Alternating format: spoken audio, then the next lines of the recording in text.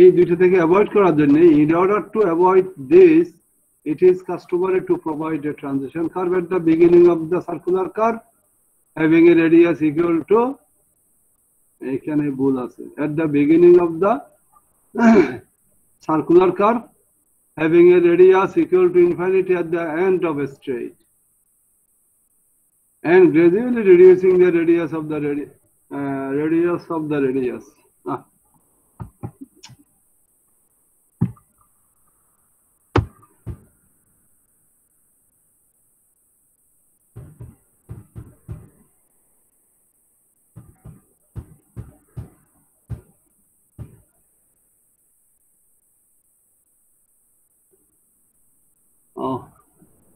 Okay.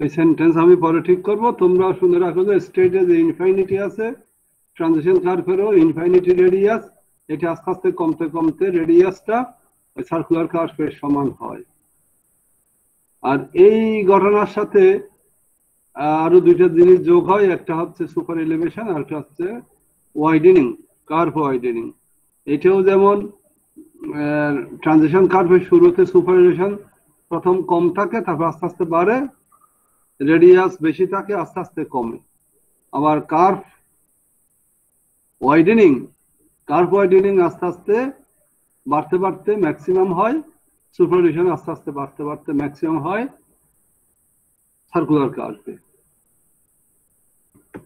এখন transition কার্ভের shape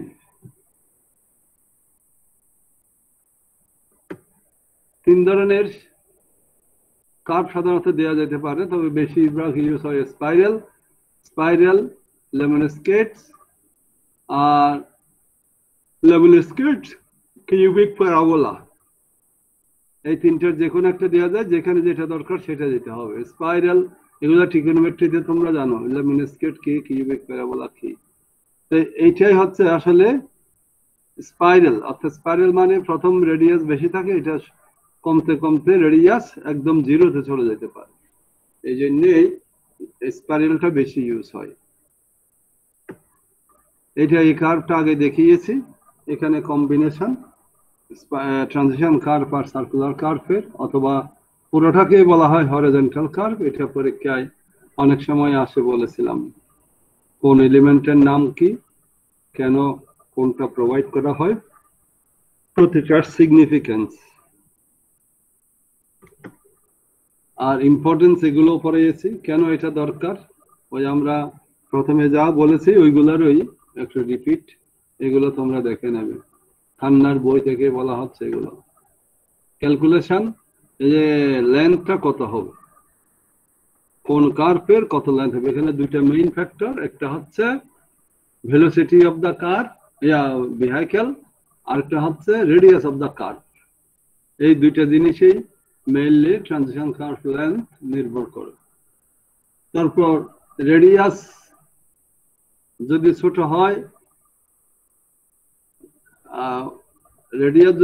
হয় তাহলে ট্রানজিশন কার্ভ বেশি লাগতে পারে কারণ রেডিয়াস ছোট হলে ট্রানজিশন কার্ভ ইনফিনিটি থেকে ছোট আসতে গেলে বেশি লম্বা দিতে হবে না হয় ওই জার্কিং এগুলাই হবে তারপর এখানে এই যে লেন্থ এটা তিনটা কন্ডিশন থেকে আসে এগুলো আমরা বলেছিলাম লেন্থ তিনটা কন্ডিশন থেকে আসে প্রতিটা কন্ডিশনে ক্যালকুলেশন করতে হবে ক্যালকুলেশন করে যেটা সবচেয়ে বড় ওই তিনটা থেকে বড়টা বেছে নিতে হবে সেই জন্যই প্রথম ক্যালকুলেশন হচ্ছে rate of change of centrifugal acceleration এটা কিভাবে পাওয়া যায় এই যে rate of change of centrifugal acceleration C equal to হয় বি কিউব বাই এলএস মানে লেন্থ অফ স্পাইরাল LSR তাহলে বি কিউব বাই LSR এটা মিটার পার সেকেন্ড কিউবে হয় এটা হচ্ছে rate of change of centrifugal force, acceleration. আর এটার সাথে সম্পর্ক কি? এখান থেকে এই যে আমরা এলএস এর মানটা বের করতে পারি। এলএস এর মান বের করতে গেলে সি এর ভ্যালু লাগবে, ভি এর ভ্যালু না হয় থাকবে, আর এর ভ্যালুও থাকবে। জায়গা রেস্ট্রিকশনের জন্য আর এর ভ্যালু ফিক্স হয়ে যায়। বি এর ভ্যালু ম্যাক্সিমাম ডিজাইন স্পিড ধরতে হয়, ধরার পরে এলএস সমান পাবো আমরা। এলএস সমান কি পাবো? এই যে এলএস সমান পাবো বি কিউব বাই সি আর।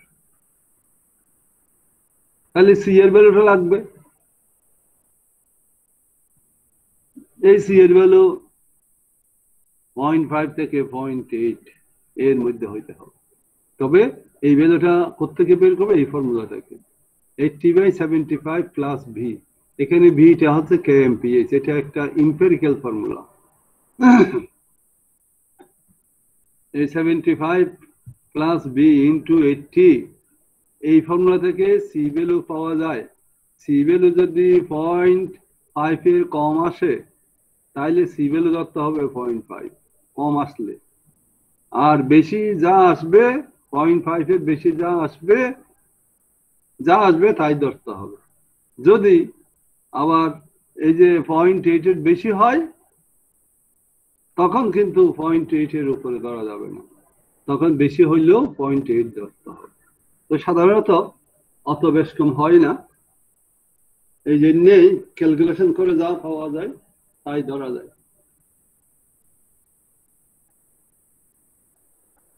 এটা গেল এই থিওরি থেকে, rate of change of centrifugal acceleration. ওখান থেকে এলএস টা বের করব, সি এর ভ্যালু পাবো এই ফর্মুলা থেকে, এই যে এটা। তখন মান বসাইয়া আর এর ভ্যালু জানা আছে, ভি এর ভ্যালু জানা আছে। ছোট হাতের বি বলেছিলাম মিটার পার সেকেন্ড, বড় হাতের বি দিলে এই যে কিউবি কেএমপিএইচ। এখানে বলা আছে if the design speed is কেএমপিএইচ, তখন এল এর সমান কি হবে? কিছু ফ্যাক্টর এসে বি কিউব বড় হাতের ইয়ে দিয়ে করা যায়। আমি বারবারই বলেছি বড় হাতেরটা করতে গেলে ফ্যাক্টর মনে রাখাও কষ্ট, সুতরাং বেসিক ফর্মুলা মনে থাকলে তোমরা মিটার পার সেকেন্ডে নিয়ে অঙ্কটা ইজিলি করতে পারো। এবার আরেকটা হচ্ছে rate of introduction of super elevation. Sir এগুলো আমাদের পড়ানো হয়েছিল স্যার। তো সেটা জিজ্ঞেস করি তোমরা উত্তর দিচ্ছ না কেন? এগুলো বারবার সময় আছে, এগুলো স্যার আমাদের extra widening of pavement on horizontal curve ওই পর্যন্ত পড়ানো হয়েছে স্যার। এই তো এতক্ষণে ইয়ে পাবো এক্সট্রা ওয়াইডেনিং, এগুলো তো আমি কিভাবে বের করে অঙ্ক এগুলো সব দেখালাম। সেটব্যাক ডিস্টেন্স বলেছিলাম এলআর কারিয়ালের বই থেকে পড়তে। এখানে একটা হচ্ছে S, L less than S আর L greater than S. S মানে এখানে sight distance, stopping sight distance হতে পারে, ওভারটেকিং সাইড ডিস্টেন্স হতে পারে। এগুলো আমি বলেছি, ওয়াইডেনিংও বলেছি। এখানে ফর্মুলা দুটো যোগ করতে হয় বলেছিলাম, একটা সাইকোলজিক্যাল ওয়াইডেনিং আর একটা মেকানিক্যাল ওয়াইডেনিং, দুইটা যোগ করলে ফর্মুলাগুলো হবে এইটা এন এল স্কোয়ার বাই, এটা হচ্ছে mechanical N L square by 2r। L হচ্ছে তোমাদের বলেছিলাম এক্সেল ডিস্টেন্স, এটাকে বলা হয় আমাদের শুদ্ধ নাম হচ্ছে হুইল বেস, এই যেখানে দেওয়া আছে লেন্থ অফ হুইল বেস। এই ফর্মুলাতে এগুলো বসালে আমরা পাবো। আর ডব্লিউপি সাইকোলজিক্যাল ওয়াইডেনিং হচ্ছে V divide by 9.5 root over R, এটা এম্পিরিক্যাল ফর্মুলা। এগুলো ডব্লিউটা পাওয়া, এই যে ফর্মুলা দিয়ে একটা অঙ্ক করা হয়েছে, এই অঙ্কগুলো আমরা বলেছিলাম।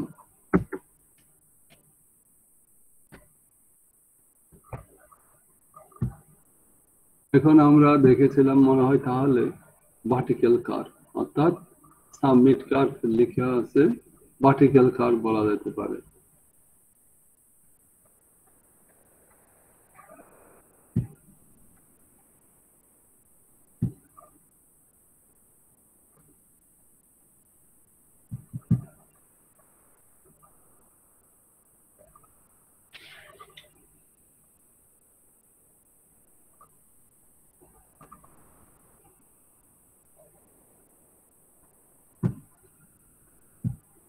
এইগুলো পড়িয়েছি মনে হয়, দেখা যাচ্ছে স্লাইড।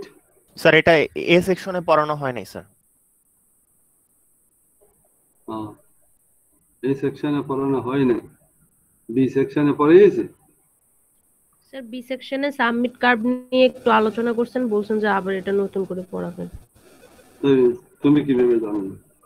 তুমি কি ওখানে ক্লাস করেছো? সাবমিট কার্ভ নিয়ে এটা, জি স্যার, ওই যে আমাদের এক্সট্রা ক্লাস হয়েছিল যে বি সেকশনে, আচ্ছা সেদিন একটু দেখাইছিল। আচ্ছা ঠিক আছে, যাই হোক। এখন ভার্টিক্যাল কার দু ধরনের, এটা তোমরা সার্ভেইং এ পড়েছো বলেছে। দুই ধরনের মধ্যে একটা হচ্ছে সাবমিট কার আর একটা হচ্ছে বেলি কার। তখন সাবমিট কার কাকে বলবো, কি কি কারণে বলবো, সেগুলো আমার এখানে লেখা আছে, আমরা এগুলো দেখাবো। সাবমিট কার হচ্ছে সাধারণত অ্যাসেন্ডিং এর সাথে ডিসেন্ডিং, অ্যাসেন্ডিং এর সাথে আরেকটা অ্যাসেন্ডিং, অ্যাসেন্ডিং এর সাথে মনে করো হরিজন্টাল, এইভাবে করে 4 ধরনের হইতে পারে। সাবমিট কার্ভ কাকে বলে? মেইনলি বলতে হবে যে ভার্টিক্যাল কার্ভের মধ্যে যে কার্ভের টপ কনভেক্সিটি ইয়া আছে, নেচার আছে, সেগুলোকে বলা হয় সাবমিট কার্ভ। এই যে এখানে লিখেছি কনভেক্সিটি আপওয়ার্ড, উপরের দিকে আপওয়ার্ড কনভেক্সিটি আছে, তাদেরকেই বলা হয় সাবমিট কার্ভ। তাহলে এই যে কি কি কারণে হইতে পারে আমি ফিগার দিয়ে দেখিয়েছি, এটা খান্নার বইতেও আছে। এই যে এখানে দেখতে পাচ্ছ আপগ্রেডের সাথে আরেকটা আপগ্রেড, আর একটা আপগ্রেডের সাথে আরেকটা ডাউনগ্রেড। এখানে একটা আপগ্রেডের সাথে হরিজন্টাল, এই যে লাইনটা দেখতে পাচ্ছ হরিজন্টাল, একটা ডাউনগ্রেডের সাথে আরেকটা ডাউনগ্রেড, তখন ওখানে একটা ভার্টিক্যাল কার্ভ দরকার। তো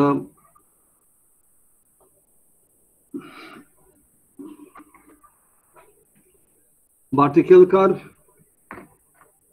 তাহলে 4টা কারণে হয়। ভার্টিক্যাল কার্ভ কাকে বলেছি। এখন এই ভার্টিক্যাল কার্ভের অঙ্ক করতে গেলে ফর্মুলাগুলো খেয়াল রাখতে হবে। এটা এল আর কার্ডিয়ালের বইতে সুন্দর করে দেয়া আছে, এই এক্সপ্রেশন গুলোর। এখানে ফিগারটা ঠিক আছে, এই এক্সপ্রেশন গুলোর ব্যাখ্যা দেওয়া আছে, প্রমাণ দেওয়া আছে। সুতরাং এল আর কার্ডিয়ালের বইটা পড়তে হবে, এটা এই চ্যাপ্টারেই।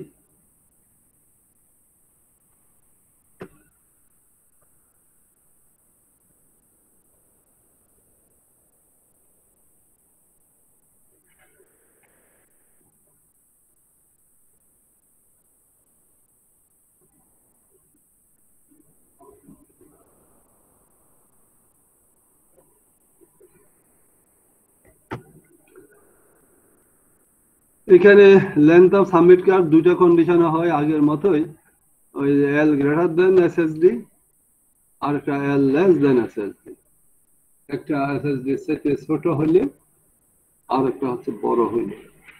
যখন বড় ছোট হয় তখন কি ফর্মুলা ইউজ করে, এখানে ফর্মুলা গুলো আছে, ডেরিভেশন আমি ইয়েতে ছাড়া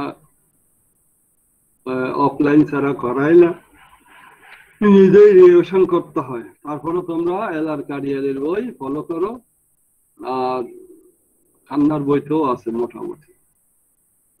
এখানে এই যে ফর্মুলাটা হচ্ছে এল গ্রেটার দেন এসএসডি হলে তখন ফর্মুলাটা হচ্ছে এটা, N S square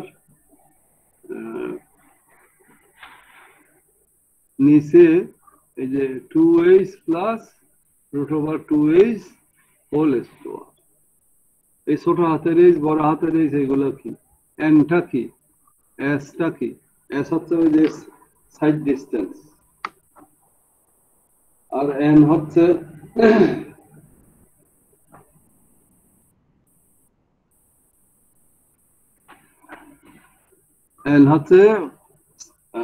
grade difference.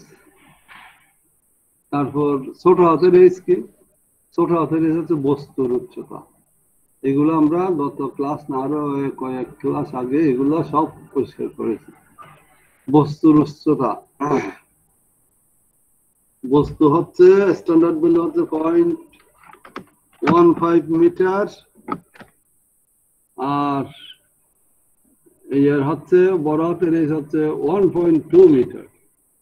ড্রাইভারের আই এর হাইট, এগুলো বেশ কয়েকবার বলেছে। তারপর ওখান থেকে এই ফর্মুলা মান যখন বসাবো, এইচ সমান 1.2, এইচ সমান 0.15 দিলে এই ফর্মুলাটা তখন পাওয়া যায়, NS স্কয়ার ডিভাইড বাই 4.4।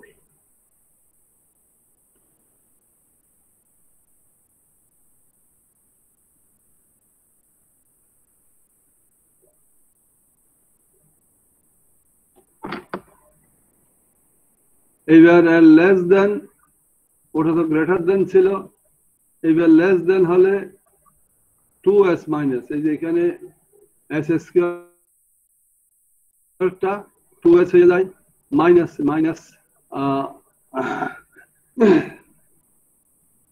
হবে, তারপর উপরে হবে রুট ওভার এই যে 2h আর 2h হোল স্কয়ার। এই যে 2h, এই বড় হাতের h কি বলেছিলাম, ভূমি থেকে ড্রাইভারের আই পর্যন্ত যে হাইট তাকে বড় হাতের h, আর ভূমি থেকে অবজেক্টের হাইট যতটুকু সেটা হচ্ছে ছোট হাতের h। ছোট হাতের h বা বড় হাতের h দেয়া না থাকলে তোমাদের স্ট্যান্ডার্ড ভ্যালু যত বলেছিলাম।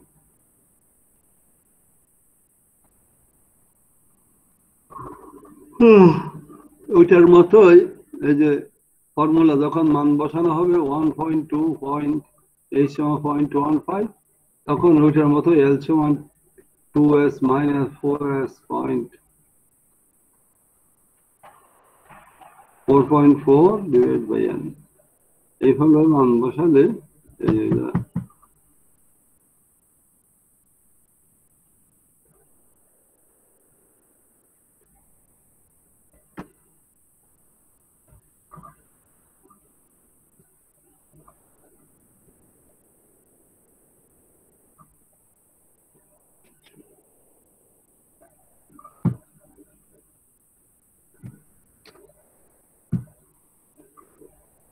তারপরে ওই যে লেন্থ অফ কার্ভ OSD বড় একবার OSD ছোট, এগুলো দিয়েও মান বসাইয়ে ওই ফর্মুলাতে মান বসালে এখানে OSD যখন বড় হবে তখন সবগুলো 1.5 মিটার ধরতে হবে h ইকুয়াল টু, আর l সমান ধরতে হবে NS স্কয়ার বাই 9.6।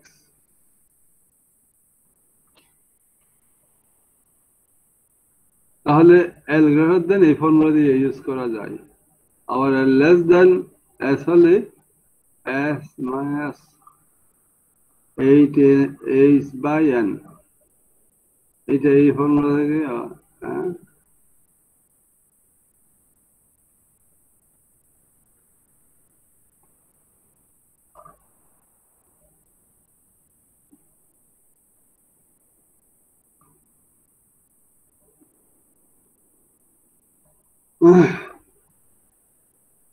ফর্মুলা গুলো খেয়াল রাখতে হবে।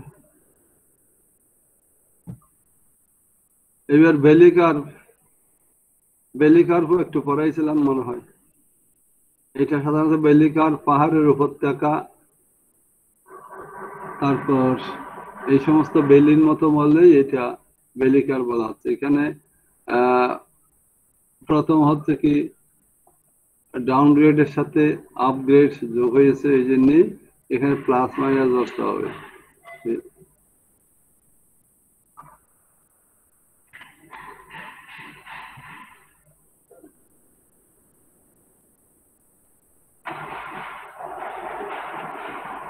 তাহলে আমরা ভ্যালি কার্ভ এই যে শেপ দেখতে পেলে বুঝতে পারবো ডাউনগ্রেডের সাথে আপগ্রেড, ডাউনগ্রেডের সাথে প্যারালাল বা ভূমির সমান, তখন এগুলো আমরা দেখতে পেলে এগুলো নিয়ে আমরা এখন আলাপ করব।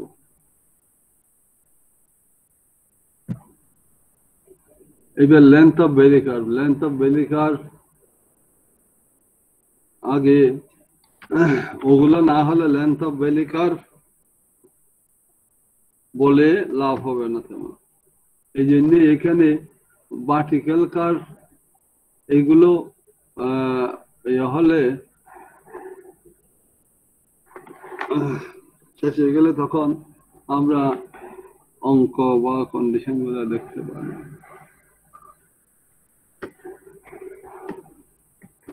এই যে এখানে লেন্থ অফ বেলি কার্ভ বের করার জন্য কিছু কন্ডিশন দেওয়া আছে, এগুলো স্যাটিসফাই করলে তখন লেন্থ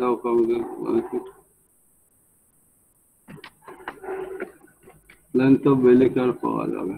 এখানে লেন্থ অফ বেলি কার্ভ বের করতে কয়েকটা ফ্যাক্টরের উপর কাজ করে। একজন হচ্ছে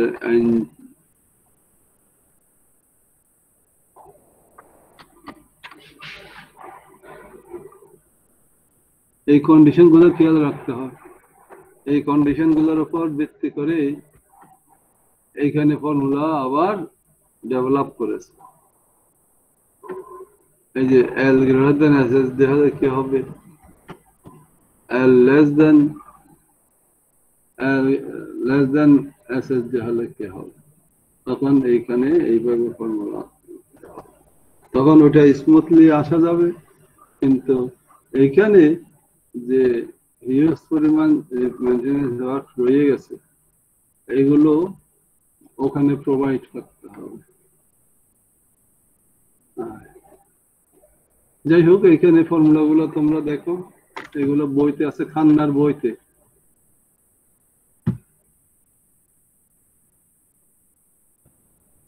এগুলো খান্নার বই থেকে পড়ানো হচ্ছে। এই যে L গ্রেটার দেন SS দেই, তখন এই ফর্মুলা ছবি সহ দেয়া আছে। আর এখানে এই যে কন্ডিশন গুলো দেওয়ার পরে অঙ্ক আছে, অঙ্কগুলো কিভাবে করতে হয় এক্সাম্পল 2-3-4টা আছে, এগুলো ভালো করে করতে হবে। করার পরে তারপর কি হয় যায়। এখন এই বেলি কার্ভ অর্থাৎ সাবমিট কার্ভ নিয়ে তোমাদের তো এমনি ক্লাস শেষ বলেছে, তারপরেও আমি সংক্ষেপে বললাম, যেখানে বুঝবে না সেখানে আমাকে জিজ্ঞেস করতে পারো।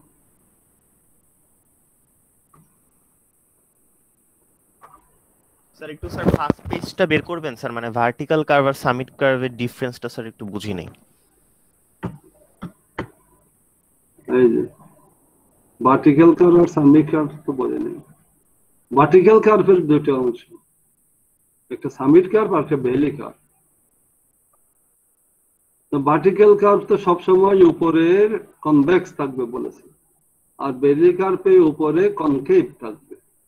একটা কার্ভ গঠন করার পর একটা কার্ভ কখন গঠন হবে তোমাদের বলেছিলাম, ভার্টিক্যাল কার্ভ কখন হয়, হরিজন্টাল কার্ভ কখন হয়। ভার্টিক্যাল কার্ভ হয় দুটা গ্রেড ডিফারেন্সের জন্য, অর্থাৎ চেঞ্জ ইন গ্রেডে চেঞ্জ ইন গ্রেড। আর হরিজন্টাল কার্ভ হয় চেঞ্জ ইন ডিরেকশন। এটা তো বেসিক কথা আগেই বলেছি।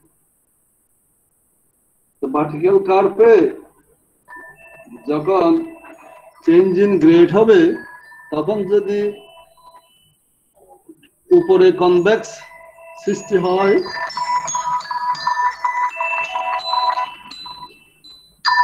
এক মিনিট, হ্যালো, ওয়ালাইকুম আসসালাম।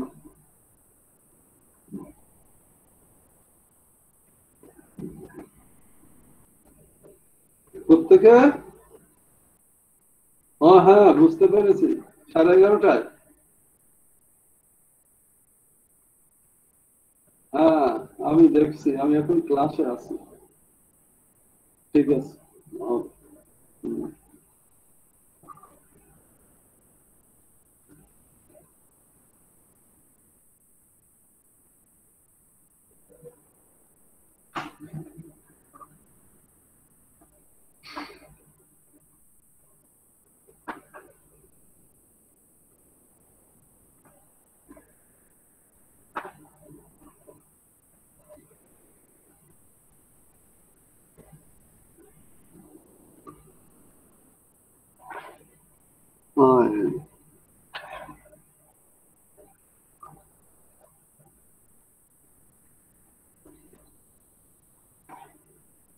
বলো, এখন বুঝতে পেরেছো? এইখানে সামিট কার্ভ হচ্ছে হ্যাভিং কনভেক্সিটি আপওয়ার্ড। তোমার এইগুলোর ছবি দেখালাম, এই যে দুটা গ্রেড, চেঞ্জ ইন গ্রেড যখন হচ্ছে N1 N2, এর মধ্যে যদি একটা কার্ভ দিই, কার্ভের শেপ কিরকম? টপে কনভেক্স, এই যে এখানে কনভেক্স, এখানেও কনভেক্স, এখানেও টপে কনভেক্স। টপ বলতে একদম এই ইয়েতে না, মানে যেখানে কার্ভ সৃষ্টি হবে সেই কার্ভের টপ হবে কনভেক্স হতে হবে। আর এগুলো এক একটা গ্রেড যখন আপগ্রেড হয় তখন পজিটিভ হয়, গ্রেডকে আপগ্রেডের সময় পজিটিভ চিহ্ন দিতে হয়, আর ডাউনগ্রেড হলে নেগেটিভ। এই যে এখানে দেখো এই কার্ভে আপগ্রেডে প্লাস N1 মাইনাস N2, আর এখানে দুইটাই ডাউনগ্রেড, এই জন্য মাইনাস N1 আর এই যে মাইনাস N2। এই দুইটার ডিফারেন্স যেটা, সেটা হচ্ছে ক্যাপিটাল লেটারের N। ডিফারেন্স করতে গেলে কিরকম হয় দেখো, N2 মাইনাস N1 হয়ে গেল। কেমনে হলো? এই যে minus N1 minus minus N2, তার মানে N2টা প্লাস হয়ে গেল, ওটা মাইনাস রয়ে গেল। সব জায়গায় এই যে N এর ডিফারেন্সটা একই। N মানে ডিফারেন্স ইন গ্রেড।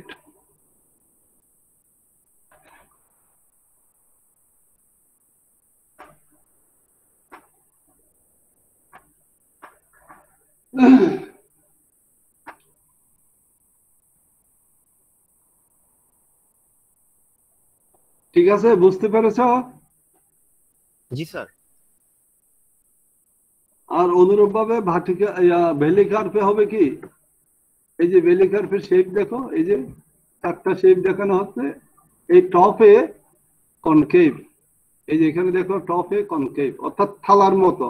হাত হাত তুমি যদি হাত দেখো, হাতের তালুতে একটু যদি বাঁকা করো তাহলে তালুর দিকে হবে ভ্যালি কার্ভ, আর উল্টো দিকে যদি শেপ হয় এটা হবে সামিট কার্ভ।